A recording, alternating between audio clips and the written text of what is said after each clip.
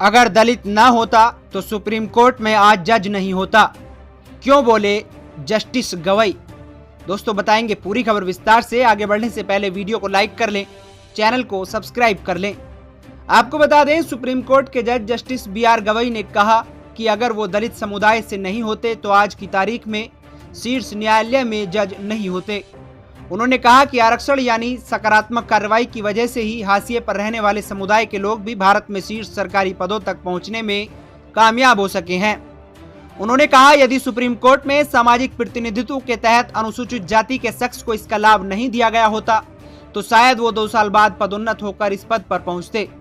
उन्होंने अपनों को एक उदाहरण के तौर पर पेश करते हुए कहा कि सुप्रीम कोर्ट में उनकी पदोन्नति 2 साल पहले की हो गई, क्योंकि कॉलेजियम दलित समुदाय के न्यायाधीशों को बेंच में रखना चाहता था। जस्टिस गवई, जो पहले बॉम्बे हाई कोर्ट में वकालत करते थे, उन्होंने कहा कि बॉम्बे हाई कोर्ट का जज बनने के पीछे भी ये एक कारण था। जस्टिस गवई ने कहा कि जब उन्हें 2003 में बॉम्बे हाई कोर्ट में जज के रूप में नियुक्त किया गया था, तब वो एक वकील थे और उस समय हाई कोर्ट में कोई दलित जज नहीं था। उन्होंने कहा, हाई कोर्ट के जज के रूप में मेरी नियुक्ति में दलित होना एक बड़ा कारक था। जस्टिस गवई को 14 नवंबर 2003 को हाई कोर्ट का जज बनाया गया था। वो उस तारीख से 11 नवंबर 2005 तक बॉम्बे हाई कोर्ट में एडिशनल जज रहे।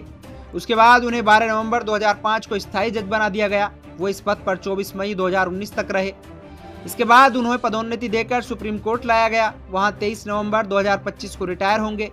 फिलहाल वो भी सुप्रीम कोर्ट कॉलेजियम का हिस्सा है। बार एंड बैच की रिपोर्ट के मुताबिक जस्टिस भूषण रामकृष्ण गवई ने ये बातें New York city bar association NYCB द्वारा आयोजित एक कार्यक्रम में कही, जहां वो अपने जीवन पर विविधता, समानता और समावेशन के प्रभाव से जुड़े एक सवाल का उत्तर दे रहे थे। NYCB लॉ के छात्रों और वकीलों का एक स्वैच्छिक संगठन है। रिपोर्ट के मुताबिक इस कार्यक्रम में कानून के शासन को बनाए रखने और व्यक्तिगत अधिकारों को आगे बढ़ाने में भारत और संयुक्त राज्य अमेरिका में न्यायपालिका की भूमिका पर एक सांस्कृतिक चर्चा हुई।